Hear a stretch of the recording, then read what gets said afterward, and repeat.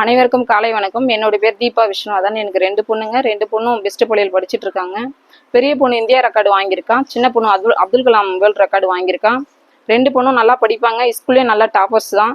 நம்ம எங்கள் குழந்தைங்க மட்டும் உங்கள் டேலண்ட் இல்லை, இங்கே நிறைய குழந்தைங்க டேலண்ட்டாக இருக்காங்க. எலக்ட்ரானிக் பொருளை பற்றி அந்த குழந்தைங்க அவ்வளோ அழகாக எடுத்து சொன்னாங்க. பழைய பொருளை தூக்கி போட்டுறாம அதை கடையில் எடுத்து போய் ரெடி பண்ணி யூஸ் பண்ணுங்க அப்படின்னு அவ்வளோ அழகாக சொன்னாங்க. மகளிர் குழு தினம் கொண்டாடினாங்க. அதுலேயும் நம்ம பெண் குழந்தைங்க அவ்வளோ அழகாக 8 மணி நேரம் சிலம்பம் சுற்றி வேர்ல்டு அப்துல் கலாம் சர்டிஃபிகேட் வாங்கியிருக்காங்க.